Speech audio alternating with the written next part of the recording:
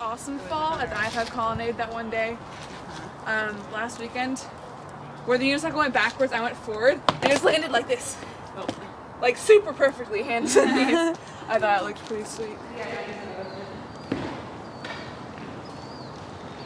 When I was 12-ish, my dad just randomly bought a unicycle from a thrift store thinking maybe I'd want to learn how to ride it. So I didn't know anyone who rode, I just kind of figured it out by myself.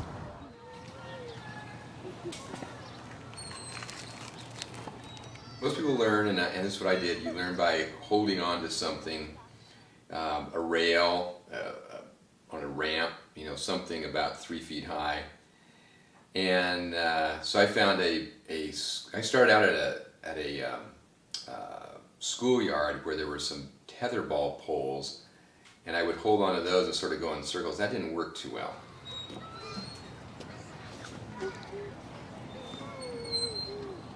Start on the wall and just go 1/2 a revolution. That's it. Once you got that, you go a half revolution once, twice. That's all you have to learn. That's it. You just keep repeating that. For a while, I also did this at home. We have a back porch with 2 handrails that come down, and I would set up some chairs on one side, and then I would have these handrails that came down, and so I would sort of go between these chairs that I had where I could hold onto the backs of the chairs and then grab these handrails. So once you learn, and it takes about 18 hours of practice before you can ride on your own, you ride in a straight line. It actually took, I hate to say this, it took about 20 months of working out before I was able to ride it completely on my own without holding on to anything.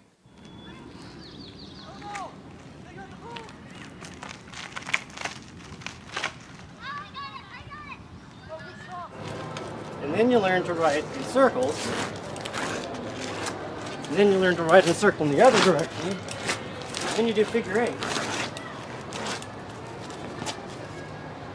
And once you've got that, then you go for backwards.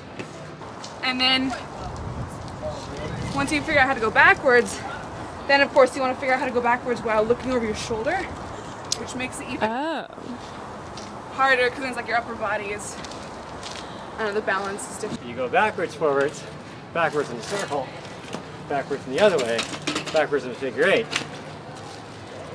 And that's the basics of freestyle riding. And then this is called idling, which is also way harder to learn than you'd think. Something that's really handy is learning how to idle. Staying in one place.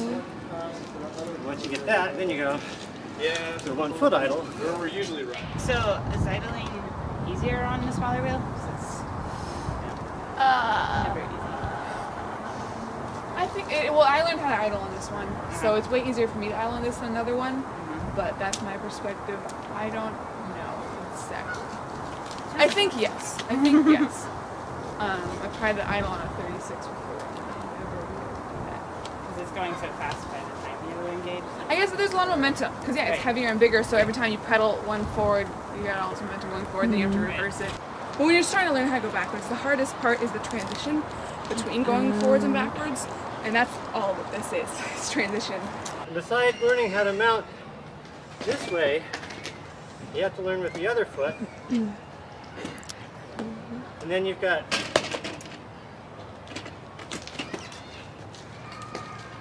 there are all these.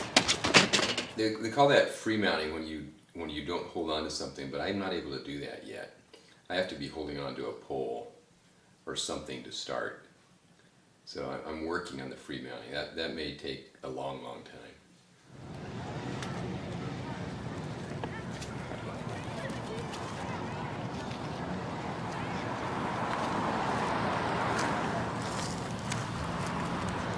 So it took me about 2 months to get halfway across the gym, and that's because I was chasing some kids that I knew that were on my daughter's softball team.